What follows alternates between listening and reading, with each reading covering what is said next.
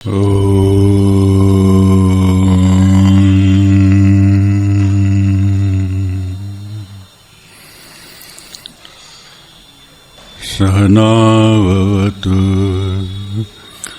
सहनो भुनक्तु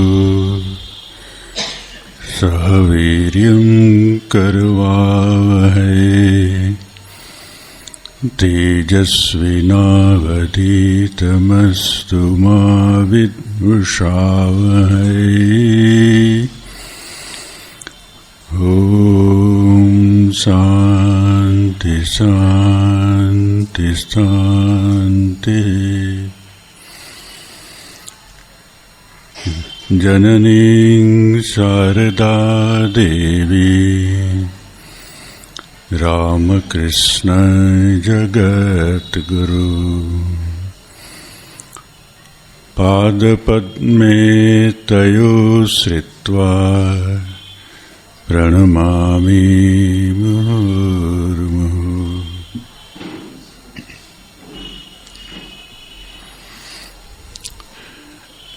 वेदांत सार ये चौथा प्रवचन है। सदानंद योगींद्र कृत। वेदांत क्या है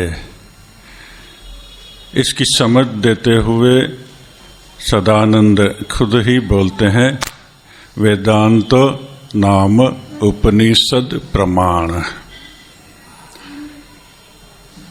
तद उपकारिणी शारीरिक सूत्रादिनी। वेदांत का प्रमाण है उपनिषद और उसके उपकारिणी सहायक जो शास्त्र है वो ब्रह्मसूत्र, गीता इत्यादि। ये वास्ट लिटरेचर है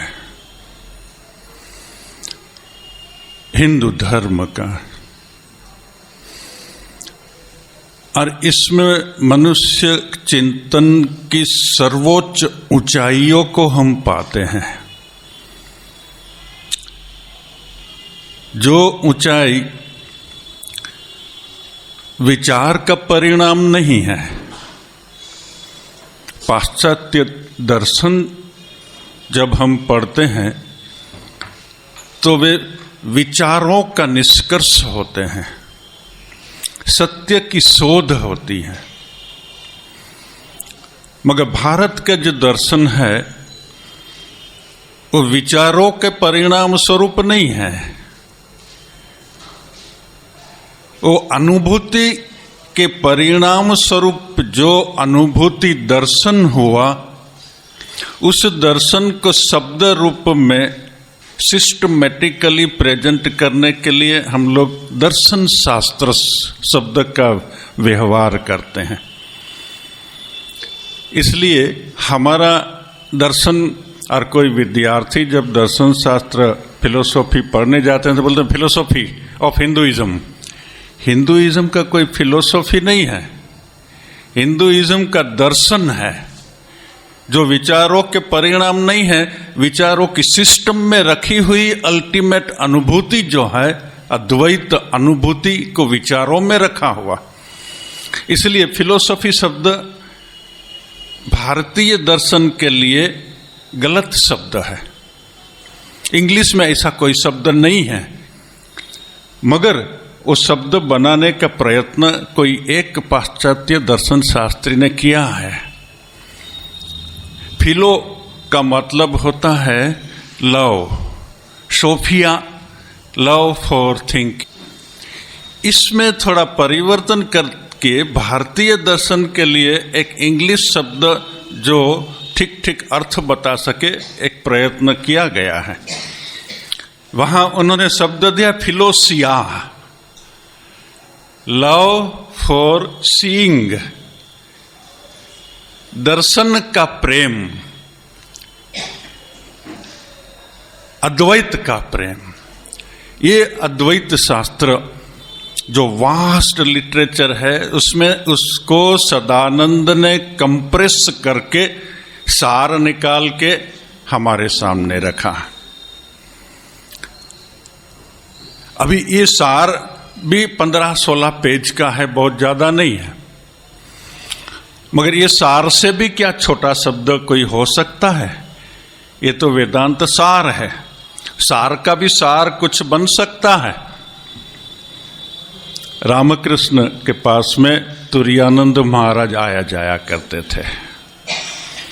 तुरायानंद महाराज बहुत वेदांत अभ्यास करते थे और उनका जो ऐसे सामान्यतः पंडितों में मान्यता है कि ब्रह्मसूत्र, उपनिषद, पंचदशी इत्यादि प्रकरण ग्रंथ वो सब नहीं समझ पढ़ने से वेदांत ज्ञान नहीं होता, और वेदांत ज्ञान मुक्ति पाने के लिए है, और अगर मुक्ति पानी है तो ये सब शास्त्र पढ़ना पड़ेगा, इसको समझना पड़ेगा, तब इस समझ के परिणाम स्वरूप जीवन बनाएंगे तो मुक्ति होगी। ये एक सामान्य धारणा अभी भी नहीं गई है, ऐसे नहीं। तो तुरायानंद महाराज हरिभाई ये बहुत शास्त्र पढ़ा करते थे। एक बार रामकृष्ण के पास में मिलने गए, फिर नहीं आए, और उसका कोई मित्र गया आ रहे, तो रामकृष्ण ने पूछा वो नहीं आया हरि? बोले तो बहुत शास्त्र पढ़ता है, और बिना शास्त्र पढ़ने से तो मुक्ति मार्ग कैसे स्पष्ट होगा, और मार्ग स्पष्ट नहीं होने से मुक्ति कैसे मिलेगी? रामकृष्ण कुछ नहीं बोले। जब हरि आया मिलने के लिए, अरे इतना वेदांत शास्त्र पढ़ता है, वेदांत का सार तो क्या है? यही न, ब्रह्म सत्य जगत मिथ्या, ब्रह्म ही एकमात्र सत्य है और ये जगत छायावत है, स्वप्नवत है, मिथ्या है। तो यही तो सार है।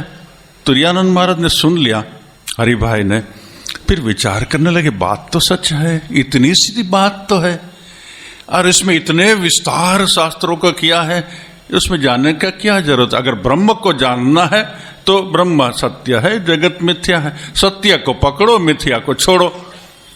जो मिथ्या को पकड़ेगा वो तो मूर्ख है, जो सत्य को छोड़ेगा वो मूर्ख है।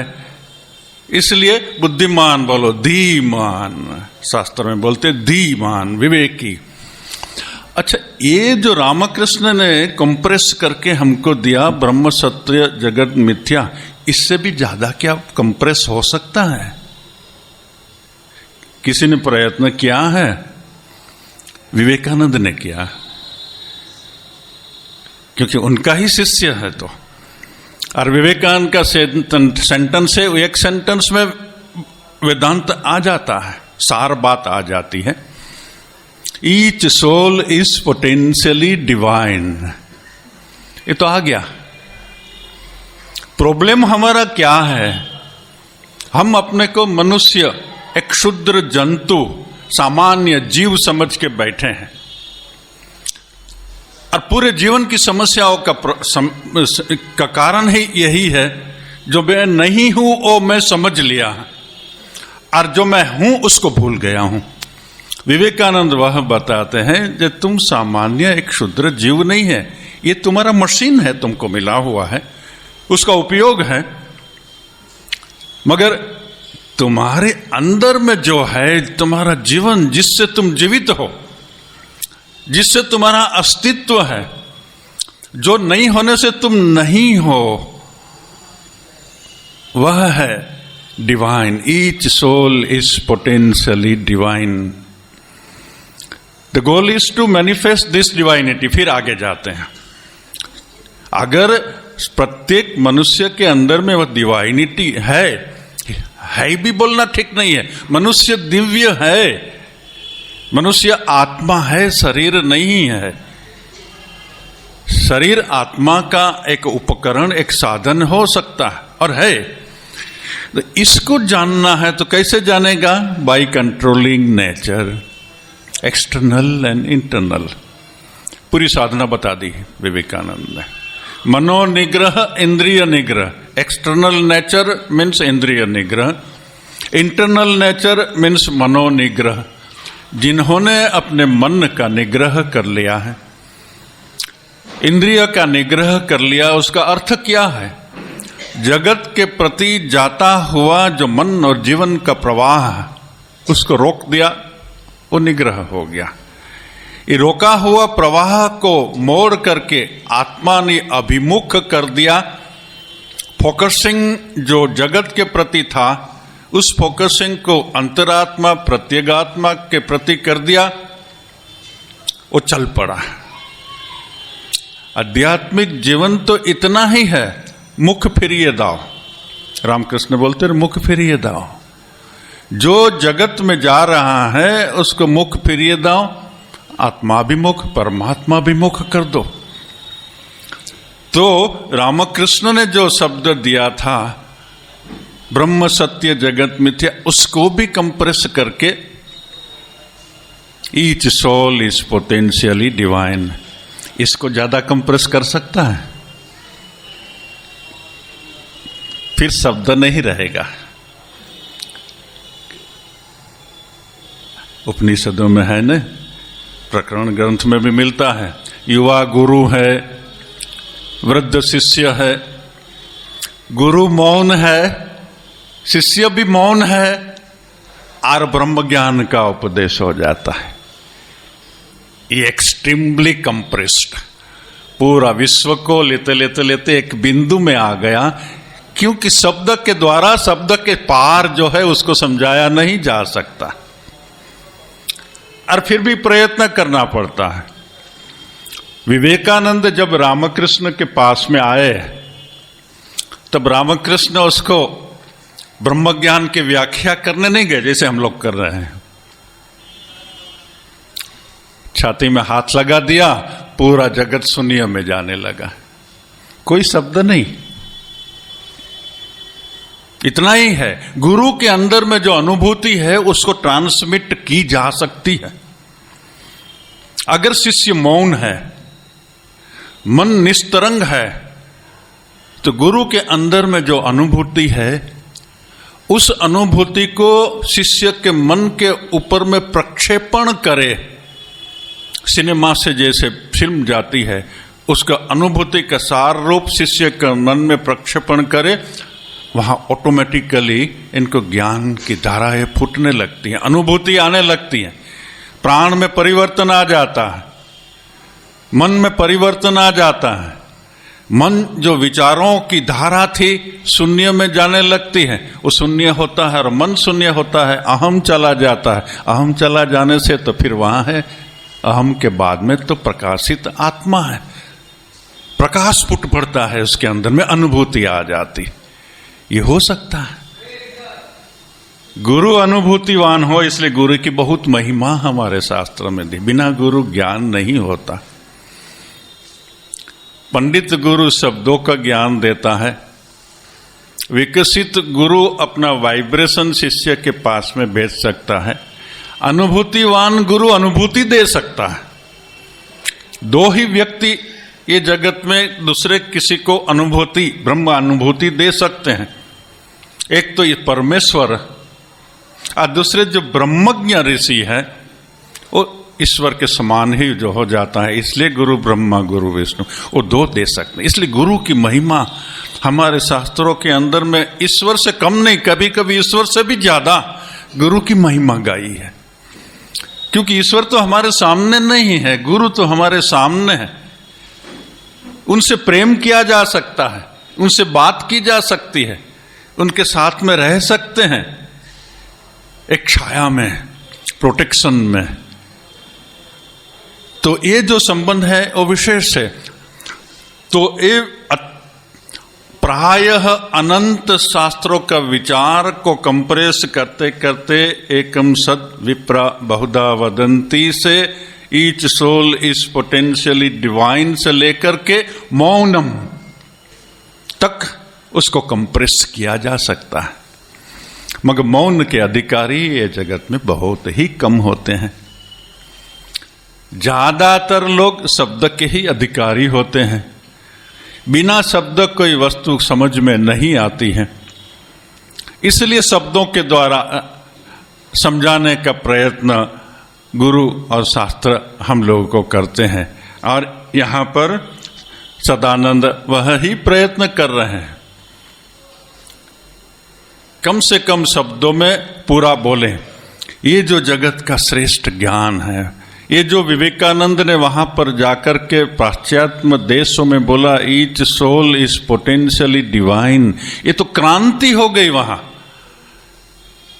पाश्चात्य जगत जहां क्रिश्चियनिटी मेन थी वहां, मगर हम उसको मुस्लिम भी ले ले, ज्यू धर्म भी, यहूदी धर्म भी ले ले, वहां कोई डिवाइनिटी और सोल की बात नहीं है। उन लोगों को ये मालूम भी नहीं है जे एक आत्मा हो सकता है जो असीम हो सकता है, जो जन्म मरण से पर हो सकता है, जहां पाप पुण्य का कोई स्पर्श नहीं है, जहां टाइम और स्पेस की कोई पहुंच नहीं है, ऐसा भी मनुष्य के अंदर में केंद्र हो सकता है। ये वहां कोई ख्याल नहीं। वहां तो बाइबल के हिसाब से मनुष्य पापी है, क्योंकि परमात्मा की आज्ञा थी कि ये फल को नहीं खाना, वो फल खा दिया और परमात्मा ने उसको सजा दे दी, और ईडन का गार्डन जो स्वर्ग का पर्यायवाची है वहां से उसको निष्कासित कर दिया, डिग्रेडेशन हो गया और पृथ्वी के ऊपर आ गया। और इसकी जो प्रोजनी परंपरा संतानें हुई, क्योंकि पिता पापी और वो पापी का अंग में से ही पत्नी बनाई, छाती का एक हड्डी रीब से, तो वो भी पापी। ये पापियों की संतान, पूरी मनुष्य जाति पापी। मनुष्य दिव्य हो सकता है वहां स्वप्न में भी ख्याल नहीं है।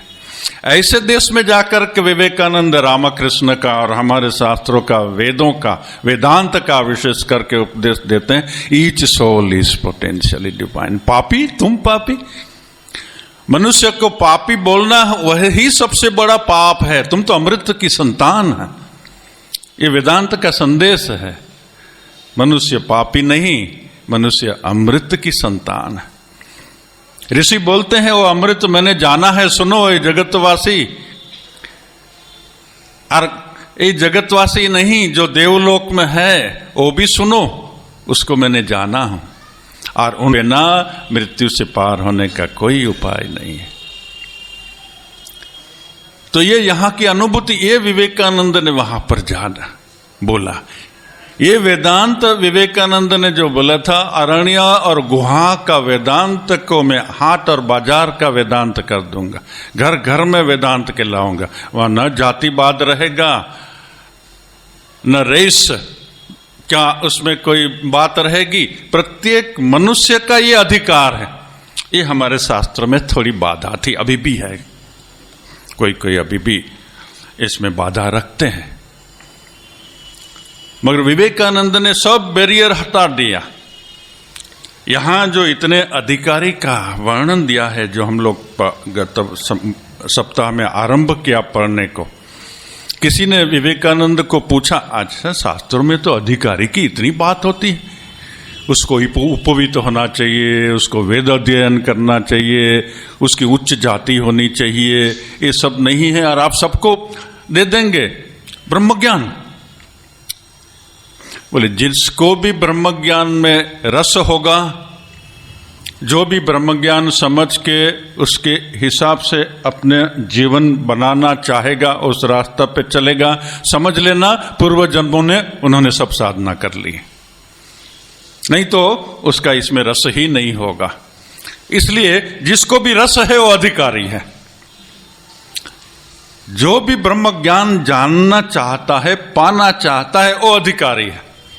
जाति का सवाल नहीं। यहां जितनी अधिकारी की बात की है ये जरूरी है, ये हम लोग एकेडमिकली और जीवन में समझने के लिए, चिंतन में समझने के लिए भी उसी थोड़ा सा स्पर्श करते जाएंगे, मगर इसमें जो बोलते हैं वही सार बात हम लोग यहां पर बोलने जाते हैं। तो ये जो वेदांत की बात है, ये वेदांत को विवेकानंद ने वैश्विक बना दिया। आगे हिंदुइज्म में बंधा हुआ वेदांत था, आर्यों में बंधा हुआ वेदांत था। आर्य माने जो भी हिंदू को, धर्म को, वेदों को मानते हैं, आर्य माने नोबल, नॉट रेस, विशेष, कोई जाति विशेष नहीं, जो भी नोबल है वो आर्य है। आर्य शब्द का अर्थ ही नोबल है। वेस्टर्न हिस्टोरियन ने आर्यन को रेस, जाति बना दिया। हमारे शास्त्रों में बुद्ध भगवान जब किसी को आर्य, अपने पति को भी आर्य बोलती थी, सम्मानित। जो सद्गुण वाले व्यक्ति है, जो नोबल व्यक्ति है, वो आर्य बोले जाते हैं। और जिसके अंदर में ये गुण है, वो पाश्चात्य देश का कोई होने से भी वो आर्य हो जाता है। आर्य तो पूरी जगत को बनना है, पूरे जगत को आर्य बनना माने नोबल बनना है। नोबल बनना, पवित्र बनना, उच्च विचार जीवन में आना, उच्च नीति जीवन में आनी, वो तो मनुष्य जीवन का लक्ष्य है। तब तो इस सीमाओं से बाहर जाकर के ऊपर में उठेगा। तो विवेकानंद ने जो दिया, ये बाधा छोड़ दी। और ये जो युग आया है, पूरा युग एक छोटा हो गया, पूरा जगत छोटा हो गया, एक विलेज जैसा हो गया। World has become village. पहले एक जगह से दूसरा जगह में जाना होने से कितने महीने, कितने सालों का प्रवास करना पड़ता था, और आज कुछ घंटों में चले जाते हैं। और अभी पूरे जगत में संपर्क करना है तो घंटों भी नहीं लगते हैं, इंस्टेंट हो जाता है। Internet through, mobile through, computer through और दूसरी devices through, whole world is instantly connected. ये इंस्टेंटली कनेक्टेड युग जो आ गया है, जगत में इतनी क्रांति आगे कभी नहीं हुई थी विज्ञान के अंदर में। इसमें इस संकुचित दृष्टि वाले धर्मों का युग चला गया, जा रहा है। अभी कोई पकड़ के बैठने से चलेगा नहीं। एक वैश्विक आधार चाहिए सब धर्मों का। जो वैश्विक आधार है, विवेकानंद ने ये वेदांत अद्वैत ज्ञान का वैश्विक आधार दिया। ये एक ही ज्ञान है जो पूरी मनुष्य जाति को एक बना के रख सकते हैं। तो मुस्लिम मुस्लिम बना रहेगा, क्रिश्चियन क्रिश्चियन बना रहेगा, हिंदू और हिंदू की विभिन्न धाराएं जो है वो बनी रहेगी। आधार होगा अद्वैत। ये अद्वैत, ये ब्रह्म में ही विवेकानंद ने शिकागो में जो प्रथम प्रवचन दिया, जो विभिन्न नदियों की धारा एक ही समुद्र में जाती है, ये समुद्र अद्वैत है। अद्वैत ही धाराओं को समा सकता है, क्योंकि अद्वैत सागर है, अनंत है। अनंत ही धाराओं को अपने में समा सकता है, दूसरा कोई नहीं समा सकता। इसलिए सब धारा उसमें समा सकती है। ये जो बेज, ये बेज अगर मनुष्य जाति की समझ में आ जाए, जो हमारा धर्म का भी जो अल्टीमेट ईश्वर है, ये ईश्वर तो यही ब्रह्म का स्वरूप है, अल्लाह,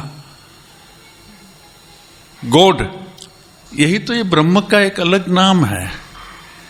तो नाम कोई भी है, मगर उस नाम से जिस नामी तत्व सत्य के प्रति निर्देश करते हैं, उसमें से ही तो ये सब नाम निकला है।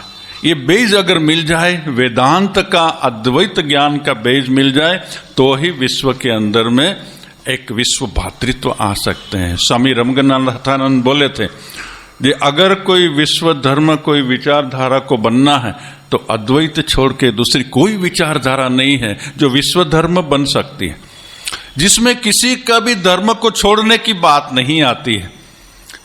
एडिशन कुछ करना है, अपनी समझ जो सीमित थी उसको असीम तक ले जाना है, और अपनी धारा पकड़ के भी वहां पहुंच सकते हैं। इसलिए वेदांत ही विश्व धर्म बन सकता है। और उस वेदांत को समझना ये प्रत्येक कम से कम भारतीय का तो कर्तव्य बन जाता है। इतनी उच्च विचारधारा है हमारे पास में, जो सारा, जिसकी जरूरत सारे विश्व को है, और उस विचारधारा को अगर हम ही न समझे, तो इससे बड़ा ये देश का दुर्भाग्य और क्या हो सकता है। इसलिए प्रत्येक भारतवासी को क्या है वेदांत, सार रूप में तो समझ लेना है। और जो भी सार रूप में समझेंगे, उतनी सीमित दृष्टि, संकुचित दृष्टि चली जाएगी, और सत्य दृष्टि, ब्रह्म दृष्टि आएगी। ये विवेकानंद देना चाहते थे, जो सबको ब्रह्म दृष्टि मिले। ये जो सत्य दृष्टि, ब्रह्म दृष्टि, ये हमको इस वेदांत में से मिलती है। वो वेदांत को सदानंद ने बोला, ये उपनिषद प्रमाण है। उस ज्ञान को जानने के लिए कुछ विशेष विशेष योग्यता की जरूरत है, जो हम लोग स्पर्श करते आए हैं। जो वेद वेदांगों का उसको ज्ञान हो जाना चाहिए। असल में तो है इंटेलेक्चुअल कैपेसिटी होनी चाहिए, क्योंकि ये ज्ञान थोड़ा सूक्ष्म है। भक्ति सरल है, कोई इंटेलेक्चुअल कैपेसिटी की जरूरत नहीं, श्रद्धा की और प्रेम की जरूरत है। मेरे राम कृष्ण और कृष्ण और राम और जो भी है, प्रभु तुम है और मैं तुम्हारी शरण में आया हूं, मुझको भक्ति दे, बात खत्म। फिर जो भी मांगना है मांगो, कोई इंटेलेक्चुअल लेवल नहीं जरूरत है। मगर ज्ञान में जाना है तो समझ को तीक्ष्ण करनी पड़ती, शार्प अंडरस्टैंडिंग होनी पड़ती। और विवेकानंद ने चाहा था जो रामकृष्ण का ठीक ठीक फॉलोवर होगा, उसकी बुद्धि शार्प, बुद्धि का विकास, उसका हृदय का विकास, उसकी कर्म करने की शक्ति और उसको ध्यान की शक्ति। जब चाहे मन को सब ओर से लेकर के ये चारों योग का समन्वय जिसके अंदर में है, वो ठीक ठीक रामकृष्ण की विचारधारा में मोल्डित हुआ। प्रत्येक मनुष्य को अपना समग्र विकास करने के लिए उसकी बुद्धि की विकास की जरूरत है, उसके हृदय की विकास की जरूरत है, उसकी कर्म क्षमता होनी चाहिए, उसको ध्यान में मन का निग्रह करने की भी शक्ति। और जैसे प्रेम का एक आनंद है परमात्मा का, भक्ति का, ऐसे विचार का भी एक आनंद है। Joy in thinking of higher things. जीवन के उच्च तथ्य, जीवन के उच्च सत्य को समझने का जो एक आनंद है, वो आनंद पाना अगर हम लोग सीख लिया, को कला सीख ली, तो विचारों में भी आनंद है। क्योंकि वो विचारों में हम ऊपर में उठते जाएंगे, ऊपर में उठते जाएंगे, ऊपर में उठते जाएंगे। मन सूक्ष्म और सूक्ष्म और सूक्ष्म होता जाएगा, और जितना मन सूक्ष्म होता जाएगा उसमें उतना आत्म प्रकाश आने लगेगा। स्थूल मन में नहीं आता। ये जो आत्म प्रकाश प्रकाश रूप में नहीं आता है, आनंद रूप में आता है। जॉय इन थिंकिंग, आत्मचिंतन का आनंद। जैसे परमात्मा के प्रेम का आनंद होता है, वेदांत है आत्मचिंतन का आनंद। और आप जो भी चिंतन करें, चिंतन का परिणाम आपको वेदांत में यही मिलेगा, मैं ये शरीर नहीं हूं, मैं ये प्राण नहीं हूं जो शरीर को चलाता है, मैं वो मन नहीं हूं जिससे प्राणित होते हैं, मैं वो मन भी नहीं हूं जो अहंकार के आसपास में घूमता रहता है। ये सब को देखने वाला मैं दृष्टा, साक्षी, आत्मा, ब्रह्म हूं। ये विचार जैसे जैसे जैसे मन के अंदर में स्थिर बैठता जाएगा, तब आपको चलते चलते भी याद रहेगा कि मेरा शरीर चल रहा है, मगर मैं तो अंदर में साक्षी हूं। ये वेदांत साधना है। जब बैठे हैं तो विचार करते करते निधिध्यासन में आ गए, मैं शरीर नहीं, मन नहीं, बुद्धि नहीं। जो भी कर्म करते हैं तब उसमें एक सचेतता बनी रहे, ये शरीर काम कर रहा है, मगर जो काम कर रहा है उसको तो मैं देखता हूं। बूढ़ा हो गया हूं, हाथों का नी का पेन है, चलने में कष्ट होता है, रात को नींद नहीं आती और शरीर में 1000 तरह की बीमारियां हैं, कष्ट होता है, शरीर को तो कष्ट होगा। मगर उस कष्ट को देखने वाला जो साक्षी है, उस साक्षी की अगर याद बनी रहे तो दर्द अपने जगह में रहेगा, साक्षी अपने जगह में रहेगा जहां कोई दुख नहीं है। तो सदा चलते फिरते जितना हो सके अगर इससे सजग बना जाए, अवेयरनेस आ जाए, तो समझना जाए आप वेदांत जी रहे हैं। जीवंत वेदांत उसको बोलते हैं जब आप सब समय अपने आत्मा से जागृत होकर के जीवन जिए। डायमेंशन जीवन का चेंज हो गया। अभी हमारा जीवन का डायमेंशन क्या है?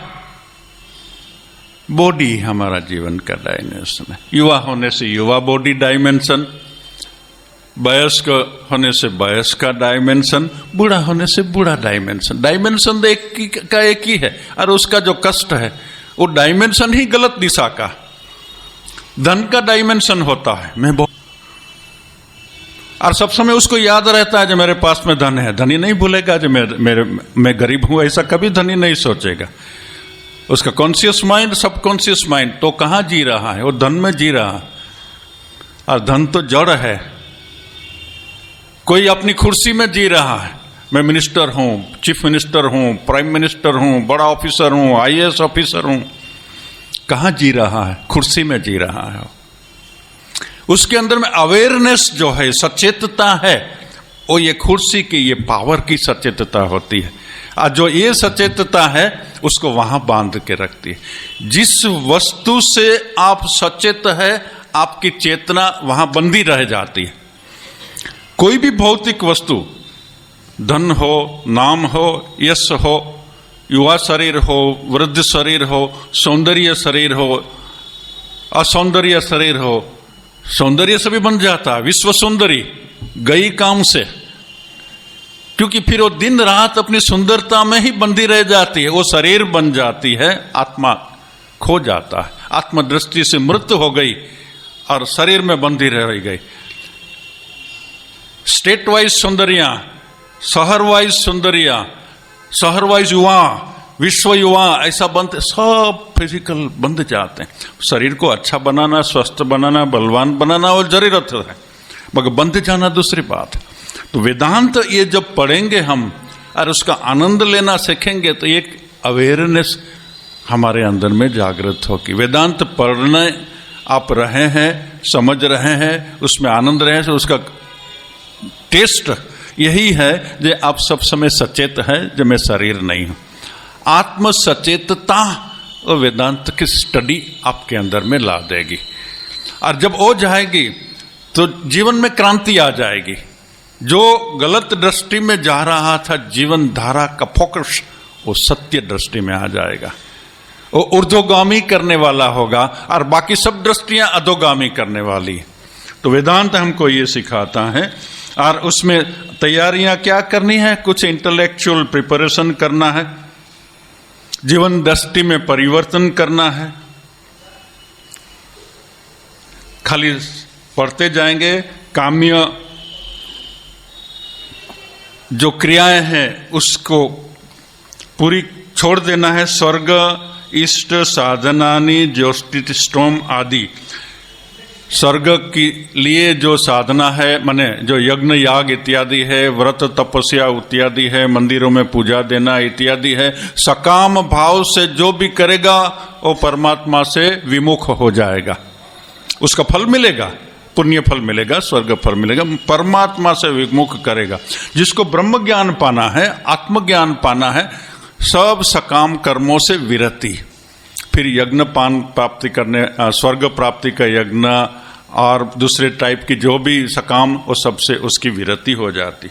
ये एक पॉजिटिव जो कर्म धर्म कार्य करते थे वो निष्काम भाव से करने से अलग बात है, मगर ये उनको नहीं करना है। निषिद्ध कर्म तो नहीं करेंगे। जिस कर्म के कारण से आपको नरक मिले, किसी का खून कर दे, किसी की हत्या कर दे, चोरी कर दे, किसी का बहुत बड़ा नुकसान कर दे, ये सब कार्य से विरत होना है। नित्य कर्म जो है, नित्यानि अकरणे प्रत्यवाय साधनानि संध्या वंदन इत्यादि करना है। नित्य कर्म जो द्विज है उसका ही संध्या वंदन है। जो द्विज नहीं है तो हम लोग का जो जप का ध्यान करना है, मंदिर में जाना है, पूजा देना है इत्यादि, वो सब कर्म निष्काम भाव से करना है। नैमित्तिक कर्म ये शब्द ही बताता है जो वेदांत मात्र सन्यासियों के लिए नहीं है। नैमित्तिक कर्म क्या है?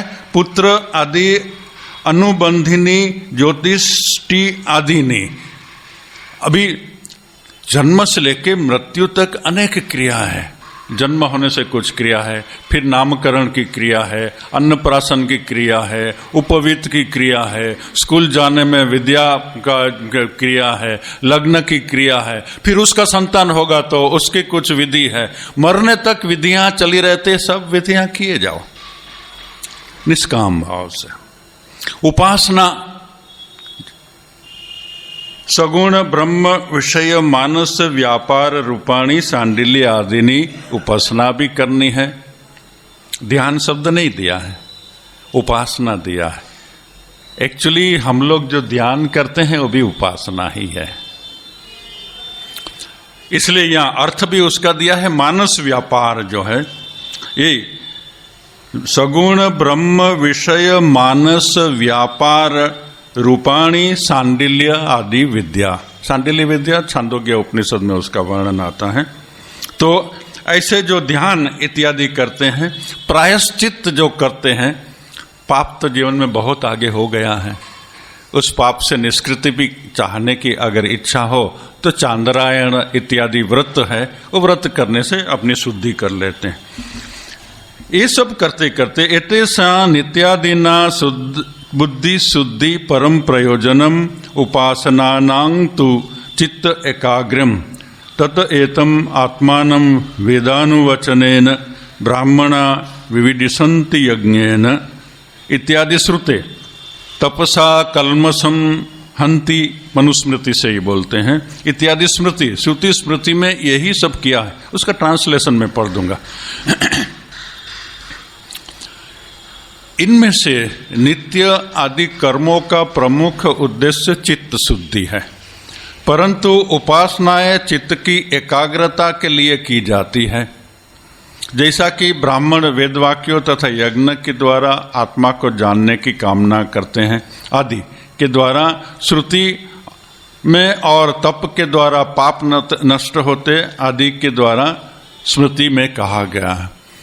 पुण्य कर्म व्रत उपवास इत्यादि जो करते हैं हम लोग निष्काम भाव से, उससे चित्त शुद्धि होती है। आध्यात्मिक साधना में दो वस्तु की जरूरत होती है। एक तो निष्काम भाव से धर्म कर्म करने से जो चित्त शुद्धि होती है, और उपासना माने ध्यान और मन की एकाग्रता करने का।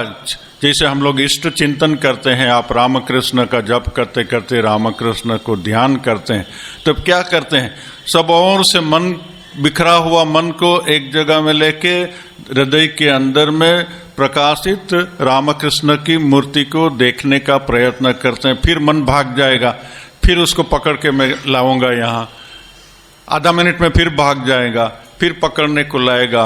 ये बारंबार प्रयत्न करते करते धीरे धीरे एक ही जगह में मन बैठने का अभ्यास बनता जाएगा, एकाग्रता बढ़ती जाएगी। तो ये एकाग्रता का अभ्यास है। तो एक तो चित्त की शुद्धि, दूसरा मन की एकाग्रता, वो आध्यात्मिक विकास के लिए जरूरत है। तो यहाँ जितने भी बातें ये लोग बताते हैं, इसका सार तो इतना है, each soul is potentially divine. The goal is to manifest this divinity by controlling nature, external and internal. External nature, सकाम भाव से कर्म करो, ठीक है, भोग में न जाओ, और दूसरी की सहायता के लिए एक्सटर्नल कर्म करो तो वो सहायक होता है। और ऐसे ही इंटरनल मन को विषयों के प्रति न जाने दो, मगर ईश्वर का चिंतन करो, तो वो इंटरनली कंट्रोलिंग हो गया। तो विवेकानंद एक अन्य दृष्टि से, अन्य रूप से हमारे सामने सत्य को प्रस्तुत करते हैं। तो ऐसा जिसका अधिकार हो गया है वह नित्य नैमित्तिकयो उपासना तो अवांतरम फलम पितृलोक सत्यलोक प्राप्ति। शास्त्र में जैसे लिखा है, कर्मणा पितृलोक विद्या देवलोक इत्यादि श्रुति। अनुवाद है, पितृलोक सत्यलोक की प्राप्ति के रूप में नित्य और नैमित्तिक कर्म और उपासना के अवंतर या गौण फल भी होते हैं, जैसे कि वैदिक कर्मों के अनुष्ठान से पितृलोक तथा विद्या उपासना के द्वारा देवलोक की प्राप्ति होती है आदि द्वारा श्रुति में बताया गया है। ये बहुत इंटरेस्टिंग सब्जेक्ट है। इसको लेकर के कुछ चर्चा हम आगे किया था। वाराणसी में मरने से क्या मुक्ति है, बाहर मरने से जो रामकृष्ण भक्त है उसकी क्या मुक्ति है,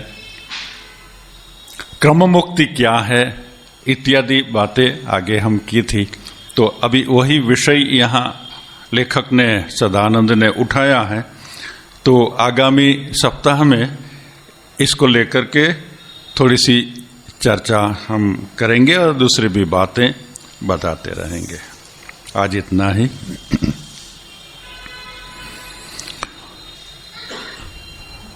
ओम पूर्णमदः पूर्णमिदं पूर्णात् पूर्णमुदच्यते पूर्णस्य पूर्णमादाय पूर्णमेवावशिष्यते।